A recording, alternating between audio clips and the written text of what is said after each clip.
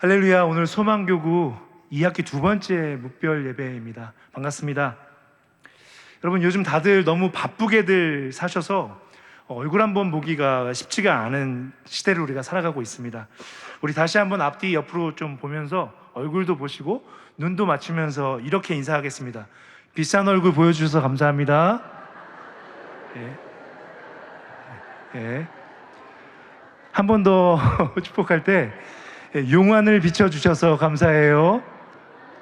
네.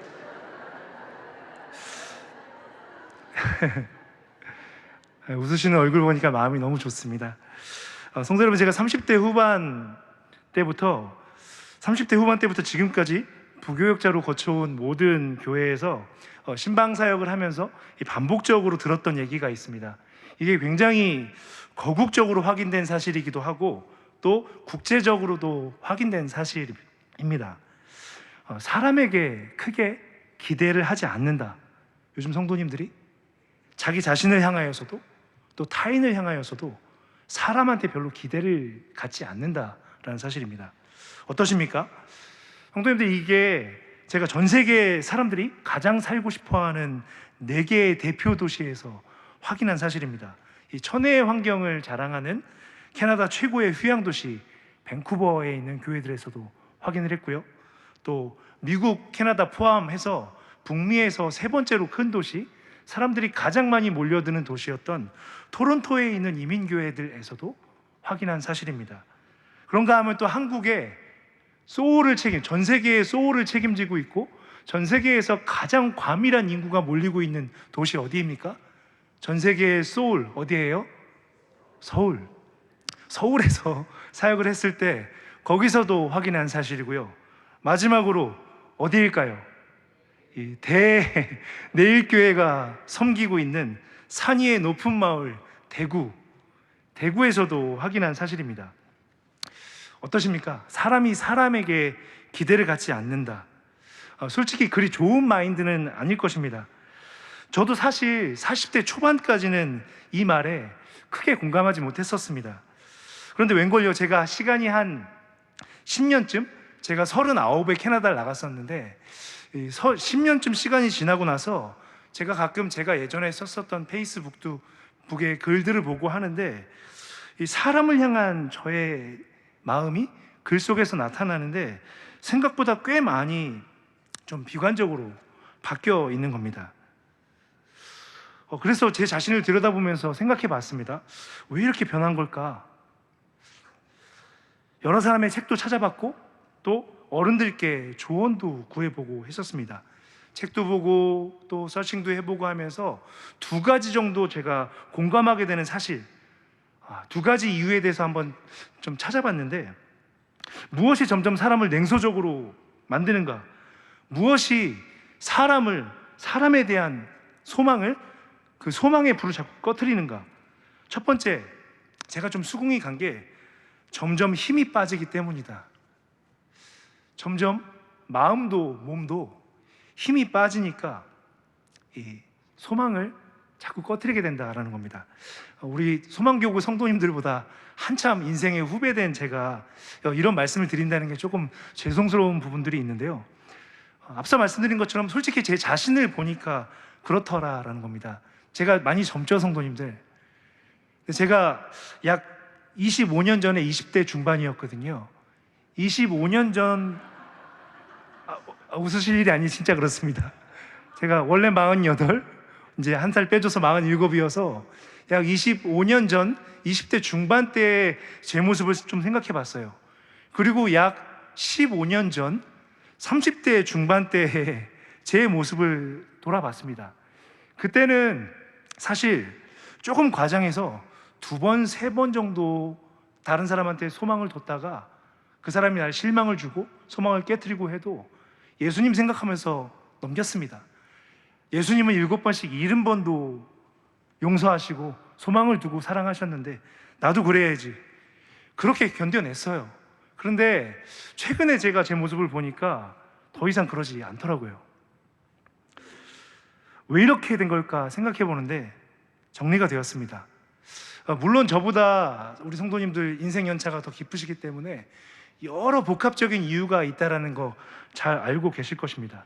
그 부분은 시간이 길어서 얘기를 안 하고요. 제가 잘 생각을 해보니까 이런 겁니다. 영적으로도 육적으로도 체력이 예전 같지 않은 거예요.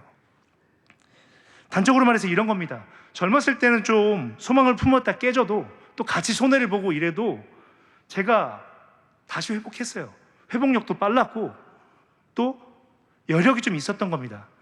근데 점점 마음도 그렇고 몸도 그렇고 좀 죄송스럽지만 회복도 더뎌지고 힘도 예전 같지 않은 거예요. 그리고 마음이 한번 꺾여서 소망이 한번 불이 꺼지고 나서 불을 다시 일으키는 게 너무 힘들어지는 겁니다. 그러다 보니까 그런 채로 사는 대로 이렇게 굳어진 거죠. 한 가지 이유가 더 제가 이렇게 수긍이 갔던 게 있는데요. 이겁니다. 사람에 대한 선입견. 무엇이 우리를 점점 냉소적으로 만들고 사람이 사람에게 두는 이 소망의 불을 자꾸만 꺼트리는가? 이 사람에 대한 이 선입견, 이것이 이 소망을 자꾸 앗아간다라는 걸 발견하게 됐습니다. 여러분, 이 두 번째 이유가 오늘 사실 이 본문 야곱 이야기에서 우리가 좀 잘 참고해서 생각해 볼 부분들이 있습니다. 한번 잘 들어봐 주십시오. 성도님들, 제가 캐나다에서 유학 시절에 제가 2015년 10월 18일 날 제가 첫째 딸 생일날 바로 다음 날 출국을 했습니다. 그때 캐나다에 나가서 두 번 정도 굉장히 밴쿠버에서 신비한 체험을 한 적이 있습니다. 하나는 부정적인 체험이었고 하나는 굉장히 좀 놀라운, 굉장히 은혜로운 체험이었는데요. 부정적인 것을 먼저 얘기하고 또 놀라운 것을 뒤에 말씀을 드리겠습니다. 자꾸 스시집에서 제가 어렵게 힘들게 일을 하면서 하고 있는데 다른 사람의 얼굴에서 자꾸만 제 형의 얼굴이 보이는 겁니다. 이해를 위해서 제 가족사를 조금 말씀을 드릴 필요가 있는데요. 제게 5살 위로 형이 있습니다. 근데 형이 조금 많이 예민한 스타일이세요. 그래서 저희 가족 안에서는 우리 형의 성격을 설명을 할 때 지금 이 얘기가 저희 형이 좋은 분입니다. 전 지금 그리스도 안에서 저희 형과 좋고, 근데 저희 가족들 안에서 정말 형이 한때 성격이 깨진 유리 같다. 굉장히 예민하셨어요. 굉장히 예민한 분이었는데 아버지가 하시던 일도 부도가 나고 어머니가 운영하시던 갈비집도 조그맣게 운영하던 가게가 있는데 그것도 망하고 이러면서 아버지 어머니가 잘 부양을 못 하시는 상황이 되니까 형이 동생 5살 아래 저와 7살 아래 여동생을 정말 엄하게 가르치셨습니다. 어떤 일이 있었었냐면 고등학교 2학년 때 제 여동생이 한참 때 여고생들이 얼마나 꾸미면 얼마나 꾸미겠습니까? 교복을 입고 그랬었는데 어쩌다 친구들하고 같이 한번 예쁜 구두를 사겠다고 형의 눈으로 볼 때 약간 날티나 보이는 구두를 여동생이 사가지고 왔는데 그날 집에서 사단이 난 거죠. 형이 어떻게 했냐면 가위로 잘랐습니다. 그러니까 형이 정말 강하게 저희를 기르셨고 정말 많이 눌렸거든요. 그래서 10대 시절부터 제가 20대 대학을 갈 때까지 집은 가난했는데 옷은 메이커를 입어야 된다고 하면서 옷도 마음껏 사지 못하도록 했었던 부분들이 있었고, 아무튼 오랫동안 이렇게 아버지를 또 어머니를 대신해서 형이 우리를 기르겠다라고 해서 많이 눌렸었습니다. 근데 이 영향이 생각보다 꽤 오래 가더라고요. 제가 캐나다에 있을 때 39대니까 40이 될 때까지도 그 영향들이 남아 있었습니다. 20대, 30대 때에도 쉽지 않았어요. 저보다 알바를 하건 또 교회에서 사역을 하건 뭐 일을 할 때 상급자신데 조금만 위압적이고 조금만 예민한 분을 보면 형이 딱 떠올랐습니다. 형이 딱 떠올라서 이런 부분은 형이랑 비슷하다, 조심해야 되겠다 라고 하면서 좀 거리를 두고 일했습니다. 그냥 요 정도면 귀여운데 이게 상태가 안 좋을 때에는 더 깊어지는 거예요. 자꾸 그런 사람이 아닌데도 형처럼 보고, 제가 기억하는 형입니다. 그렇게 보고 나중엔 급기야 이게 심해지니까 사람을 두 부류로 갈라요. 형과 같은 스타일의 사람과 그렇지 않은 사람, 조심해야 돼. 어떻습니까, 여러분? 되게 나쁘죠? 이렇게 제가 좀 힘들어지고 그러니까 이런 식으로까지 분리를 하는 지경까지 갔었습니다. 그런데 캐나다 갔었을 때 제가 좀 어렵게 유학을 시작했던 차라서 일을 좀 많이 해야 되는 날은 학비도 벌어야 되고 생활비도 벌어야 되는 것 때문에 17시간 정도씩 일을 했었습니다. 17시간 정도를 스시집에서 10시간 이렇게 방학 때는 이 디시워셔죠. 이렇게 막 설거지를 하고 밥 먹고 집에 가서 샤워만 하고 바로 야간 나이트 시프트로 이 생선 공장에 일을 하러 갔었습니다.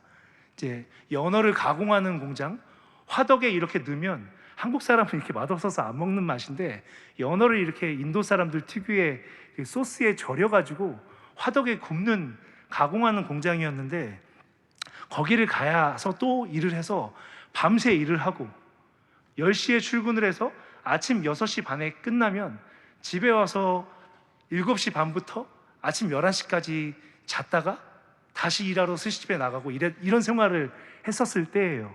그런데 한 친구가 저 상급자, 심지어 저보다 나이도 3살이나 어린데 너무 예민하고 너무 어렵게 이제 행동을 했었던 거죠. 그 아래서 그 친구한테 이 생선튀김, 그 새우튀김 튀기는 것도 배우고 그러는데 이 반죽의 농도가 이게 뭐냐 뭐 이런 부분들부터 시작을 해서 정말 세세한 거 하나하나 일을 잘 가르쳐 주는 부분은 좋지만 너무너무 어렵게 하고 그러니까 가뜩이나 잠도 못 자고 마음도 위축되고 가족들도 이제 와야 되고 나는 또 공부를 해야 되는데 공부할 수 있는 시간은 없고 막 모든 게 쫓겨 있는 상황에서 너무너무 힘든데 형이랑 비슷하게 예민하게 작은 거 하나까지도 막 이런다고 하니까 어느 날 같이 일을 하는데 실제로 그 친구 얼굴에서 형의 얼굴이 보인 거예요. 처음에는 이게 내가 왜 이러지? 일하러 갈 때마다 이런 일이 벌어지는 거예요. 몇 번 이렇게 돼가지고 아시는 분들은 아실 텐데 캐나다는 의료가 공짜거든요. 그런데 오래 기다려야 됩니다. 미국은 비싸서 치료를 못 받아서 죽는다면 캐나다는 예전에 오래 기다려야 됐거든요.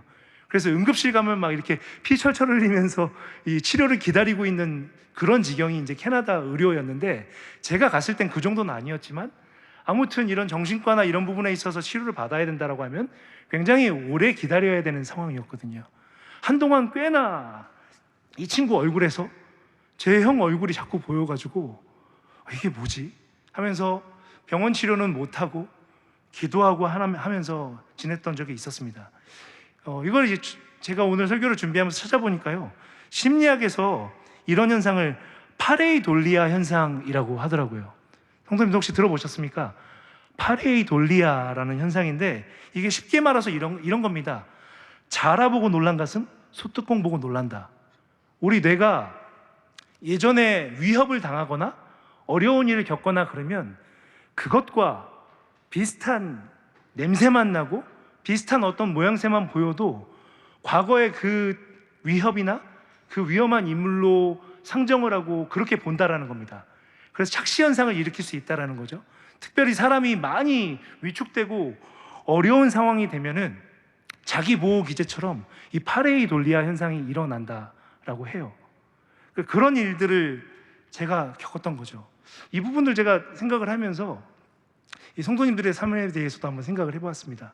성도님들 어떠세요? 제가 겪었던 것처럼 이렇게 제가 너무너무 무서워했었던 한 사람의 얼굴이 다른 사람의 얼굴을 볼 때 이렇게 겹쳐 보이거나 또 그 사람을 통해서 사람을 보고 사회를 보고 하는 그런 일들이 혹시 있지 않으십니까? 좀 성도님들께 여쭙고 싶습니다.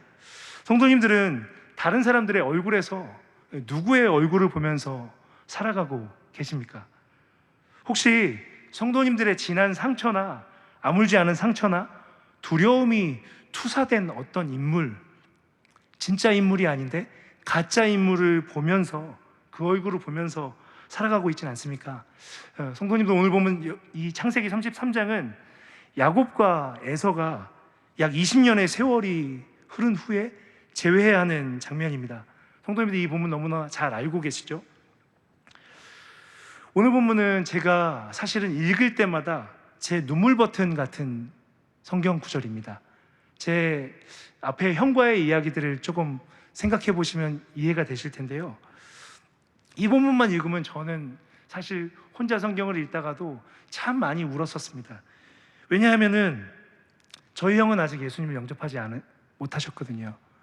그래서 제가 지금도 저희 형에게 복음을 전하고 증거해야 되는 하나님 앞에 과제가 남았는데, 이상하게 야곱과 에서 이 본문 부분들만 보면은 제 개인적인 그런 파레이돌리아 현상 때문에 형을 두려워했었던 모습들도 떠오르고, 그런데 형을 아직 복음을 전하지 못한 제 현실도 보이고, 혹 내가 형의 복을 뺏은 건 아닌가 이런 생각도 들고 하고 하면서 이상하게 이 본문 보면 참 눈물이 많이 나더라고요.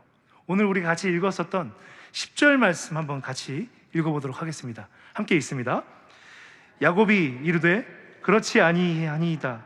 내가 형님의 눈앞에서 은혜를 입었사오면 청하건대 내 손에서 이 예물을 받으소서. 내가 형님의 얼굴을 배운즉 하나님의 얼굴을 본 것 같사오며 형님도 나를 기뻐하심이니이다. 아멘. 여러분, 이 부분을 저는 오늘 좀 우리가 같이 주목해 보고 싶습니다. 내가 형님의 얼굴을 배운즉 하나님의 얼굴을 본 것 같습니다. 성도님들, 이 부분 어떠세요? 저는 이 부분이 너무 감동적이고, 그래서 형님의 얼굴을 본즉 하나님의 얼굴을 본 것 같습니다. 이 특별히 창세기 32장에 또 오늘 본문 33장 앞부분에 형을 만나러 갈 때 야곱이 7번 절을 하고 가면서 하는 이런 부분들을 볼 때마다 많이 울거든요. 어떤 과정을 통해서 야곱이 오늘 에서와 만나게 됐는지를 잘 아실 겁니다. 야복강에서 에서가 자신의 이 형을 다시 만나야 된다는 두려움 가운데 하나님의 천사와 씨름을 하지 않았습니까? 그때 야곱이 하나님의 천사로부터, 이 하나님의 천사, 변장하고 찾아오신 예수님입니다.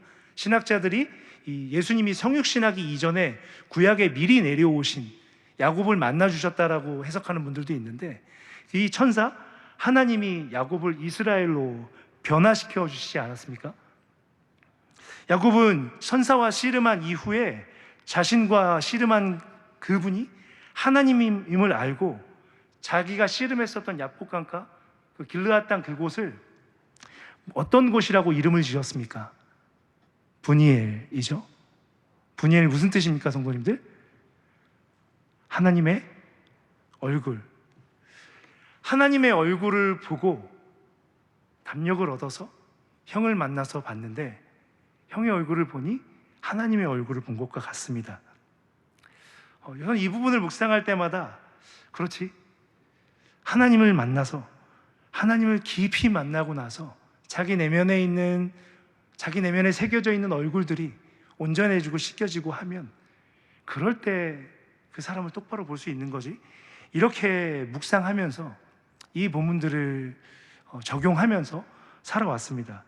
특히나 혼자 기도하고 찬송하고 할 때 이 찬송가를 부르면서 이 야곱과 에서의 장면들을 떠올리곤 했었습니다. 산천도 조목도 새 것이 되었고 죄인도 원수도 친구로 변한다. 새 생명 얻은 자 영생을 누리니 주님을 모신 맘 새 하늘이로다. 영생을 누리며 주 안에 살리라. 오늘도 내일도 주 함께 살리라. 아멘. 많은 성도님들께서 인생의 어려운 시간들 속에서 그 두려워하는 어떤 사람, 어떤 얼굴, 그 앞에서 씨름하는 게 아니라 하나님 앞에 씨름하면서 하나님의 얼굴을 배우고, 원래 인생이 하나님의 얼굴을 배우면 죽는데 하나님을 배우고 나서 그 인생을 뚫고 나아가는 은혜들을 겪으면서 여기까지 오신 줄로 압니다. 그런데 여러분, 오늘 저는 이 성도님들과 함께 이 본문을 좀 새롭게 해석해 보고 싶습니다. 하나님께서 이 야곱 마음에 그려져 있는 에서의 얼굴을 어떻게 지워내셨는가? 하나님께서 야곱의 그 20년 밧단 아람 그 삼촌 집에서의 서름부터 시작해서 아버지를 속이고 형을 속이고 빼앗고 했었던 그 마음속에 있었던 여러 얼룩들, 그러면서 자기 형을 똑바로 보지 못하고 형 에서에 대해서 가지고 있었던 그 안에 잘못 그려져 있는 에서의 얼굴, 그 얼굴을 하나님께서 어떻게 지워내시고 그 얼굴을 어떻게 하나님의 얼굴로 바꾸어 주셨는가, 이 부분을 우리가 좀 묵상해보고 좀 같이 기도하는 시간 갖기를 원합니다. 하나님께서 어떻게 야곱의 마음속 에서의 얼굴을 바꾸셨는가? 첫 번째는요, 이 하나님을 하나님을 대면하게 하신 것입니다. 우리 본문 말씀, 오늘 본문 바로 앞인데 32장 30절 말씀 같이 한번 읽어보겠습니다. 그러므로 야곱이 그곳 이름을 분이엘이라 하였으니 그가 이르기를 내가 하나님과 대면하여 보았으나 내 생명이 보존되었다 함이더라. 아멘. 여러분, 하나님을 대면하는 것으로부터 시작해서 하나님께서 야곱의 마음속에 있는 에서의 왜곡된 얼굴을 지워내시기 시작하셨습니다. 근데 여기서 이 하나님을 대면했다라는 의미에 대해서 우리가 좀 깊이 묵상해 보아야 됩니다. 여러분, 사실 출애굽기 33장 20절에 보면 지친 모세가 하나님께 하나님의 영광을 보여주십시오, 하나님을 알게 해주십시오라고 했을 때 하나님께서 모세에게 하신 말씀이 있습니다. 하나님을 보면 어떻게 되죠, 사람이? 출애굽기 33장 20절을 보면 살 자가 없다라고 말씀하셨습니다. 인생은 하나님의 얼굴을 보면 살 수 없어요. 그렇다면 이 모세가 쓴 민수기 12장에도 또 신명기 34장에도 보면 모세는 하나님을 대면하여 봤다라고 이야기하고 있습니다. 모세 본인이 쓴 글이죠. 여기서 대면했다라는 말은 무슨 말인가? 하나님의 물리적으로 보이는 얼굴을 봤다라는 뜻이 아니라 하나님과 정말 허심탄회하게 깊이 교제했다라는 히브리적 표현입니다. 하나님과 대면하였다. 자기 속에 있는 모든 것들을, 쓴뿌리, 자기가 이해하지 못하는 모든 부분들까지도 다 토해내면서 하나님 앞에 자기 마음에 있는 모든 것들을 쏟아내면서 하나님과 그렇게 만났다라는 것이 하나님과 대면했다라는 뜻입니다. 하나님께서 또 이어서 어떻게 야곱 마음에 있는 에서의 얼굴을 지워내셨는가? 우리 오늘 본문 10절, 11절 말씀, 우리 10절, 11절 말씀 다시 한번 읽어보겠습니다. 읽습니다. 야곱이 이르되 그렇지 아니하니이다. 내가 형님의 눈앞에서 은혜를 입었사오면 청하건대 내 손에서 이 예물을 받으소서. 내가 형님의 얼굴을 배운즉 하나님의 얼굴을 본 것 같사오며 형님도 나를 기뻐하심이니이다. 하나님이 내게 은혜를 베푸셨고 내 소유도 조카오니 청하건대 내가 형님께 드리는 예물을 받으소서 하고 그에게 강권함에 받으니라. 아멘. 여러분, 10절 11절에 두 번 다 은혜라는 단어가 나오고 있죠. 이 10절 11절 말씀을 잘 보셔야 됩니다. 하나님께서 야곱을 은혜 안에서 철저하게 계수하게 하십니다. 여러분, 10절에도 보면 형님의 눈앞에서 은혜를 입었사오면 청하건대 내 손에서 이 예물을 받으소서라고 나오죠. 11절에도 마지막에 보면 내가 형님께 드리는 예물을 받으소서라고, 예물이란 말이 두 번 나오고 있습니다. 근데 이 10절에서 다 말하고 있는 예물과 11절에서 말하고 있는 예물이 다른 단어입니다. 앞에 10절에 있는 예물은 민하라는 히브리어 단어인데 예물, 선물이라는 뜻을 가지고 있는 단어고요. 11절에 있는 예물은 창세기 27장에 야곱이 아버지를 속이고 형 에서의 무엇을 뺏었습니까? 장자의 복을 뺏었죠. 그 야곱이 형 에서의 복을 뺏었을 때 그 복을 뜻하는 단어, 같은 단어입니다. 11절에 이 예물이란 단어는 히브리어로 그 단어예요. 복이란 단어입니다. 여러분, 이 오늘 33장 앞에 32장을 보면 야곱이 어떻게 씨름했는지 잘 아실 것입니다. 이제 하나님께서 축복하셔서 다시 약속의 땅으로 돌아가게 됐습니다. 그런데 이 밧단아람이 그 아브라함 고향 지역입니다. 북쪽에서 다시 가나안 지역으로 내려오려고 하면 형이 있는 지역을 반드시 지나가게 돼 있습니다. 그래서 야곱이 먼저 사신을 보내요. 사신을 보내서 알아봤더니만 어떤 일이 벌어지고 있었습니까? 에서가 400명을 끌고 오고 있다라는 소식을 접하게 되죠. 야곱이 어떻게 했습니까? 530마리에 이르는 뇌물을 길게 늘여가지고 보내죠. 야곱의 두려움을 보여주는 겁니다. 근데 그거 가지고도 안 되니까 하나님 앞에 씨름하고 야복강에서 기도를 했죠. 그런데 성도 여러분, 이 야복강에서 씨름할 때 야곱이 하나님 앞에 기도하고 있는 내용을 잘 살펴보면 하나님께서 이 지금 뒤죽박죽하고 있는, 하나님께 은혜도 구하고 있고 그런데도 두려워 죽을 것 같아서 뇌물도 보내고 하고 있는 이 야곱을 하나님께서 잘 다루시고 있는 것들을 볼 수 있습니다. 여러분, 오늘 10절 11절에서 지금 예물 설명을 드렸는데요, 한 장 앞으로 넘기셔서 32장 10절을 한번 보십시오. 야곱이 두려운 가운데 하나님께 드리는 이 기도가 있는데 32장 10절 말씀 같이 한번 읽어보겠습니다. 나는 주께서 주의 종에게 베푸신 모든 은총과 모든 진실하심을 조금도 감당할 수 없사오나 내가 내 지팡이만 가지고 이 요단을 건넜더니 지금은 두 때나 이루었나이다.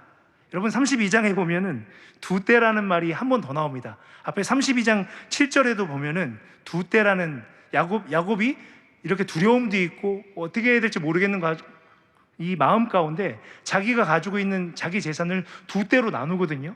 형 에서가 치면은 하나는 도망가야지라는 마음으로 두 때로 나눕니다. 근데 지금 우리가 읽은 32장 10절에 보면은 하나님 앞에 고백할 때 지금 두 때나 이루었나이다 라고 고백하고 있어요. 이게 무엇을 말하는 것일까요? 야곱은 철저하게 하나님께서 축복하셔서 자기에게 복이 왔는데 그 복이 사실은 자기에게 올 것이 아니었을 수도 있다. 형 에서에게 두목을 받아야 할 형 에서에게 갔었어야 할 것인데 그게 나한테 온 것일지도 모르겠다. 하나님께서 너무나 아름답게 이렇게 야곱의 뒤죽박죽한 마음 가운데 뇌물도 보내고 기도도 하고 하는 그를 하나님께서 이렇게 바꾸신 거죠. 은혜 안에서 주신 복을 계수하게 하십니다. 그런데 철저하게 하나님께서 내 것은 무엇이고 돌려보내야 할 것은 무엇이고 복을 세워봐서 하나님께서 주신 거 무엇이고 내가 가져서는 안 될 것은 무엇이고 한 것들을 알게 하신 것이죠.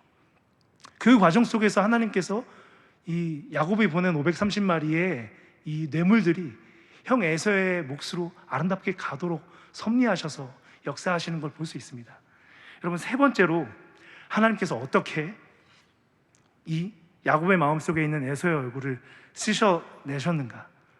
그 두려움 과정들을 지나서 결국은 에서의 얼굴을 마주하게 합니다. 7번의 절을 하면서 하나님도 의지하지만 형도 무서워 죽을 것 같고 그런 과정 가운데에서도 형 앞에 나아가면서 7번 무릎 꿇고 하면서 형 에서의 얼굴을 보게 하세요. 그래서 형의 얼굴이 자기가 생각했었던 그런 얼굴이 아니구나. 내가 야복강에서 보았었던, 대면했는데 나를 죽이지 않았었던 하나님과 같이 형 에서 얼굴이 이런 얼굴이었던가. 하나님이 이런 과정을 통해서 야곱의 마음 가운데 있는 에서의 얼굴을 지워내셨고 야곱의 마음 가운데 하나님의 얼굴을 새겨 놓으신 것이죠. 성도 여러분, 저는 오늘 우리가 같이 기도할 때 하나님, 우리 마음 가운데 있는 얼굴, 그 얼굴이 하나님의 얼굴이 맞습니까? 라고 좀 묻는 기도를 하기 원합니다. 그리고 오늘 야곱을 다뤄주셨던 것과 같이 내가 온전히 하나님의 얼굴을 구하고 있는가? 하나님, 나도 야곱과 같이 하나님을 먼저 대면하기 원합니다. 그리고 주신 복을 오늘 온전히 계수해 보기 원합니다. 내가 취하지 않아야 될 것이 있다면 돌려보내길 원하고 은혜 앞에 온전하게 계수하길 원합니다. 그리고 내게 허락된 사람들의 진짜 얼굴을 보기 원합니다. 이렇게 기도하기 원합니다. 아까 밴쿠버에서 한 번 더, 이 두 번의 제가 신기한 경험을 했었다 그랬잖아요. 긍정적인 거 나누고 같이 기도했으면 좋겠는데요. 아까 그렇게 스시집만 가면 형의 얼굴이 비쳐 보이는 그런 친구 시달렸다가 생선공장에 가면 이 생선공장 일이 사실 하나님께서 예비해 주신 정말 꿀보직 같은 일이었어요.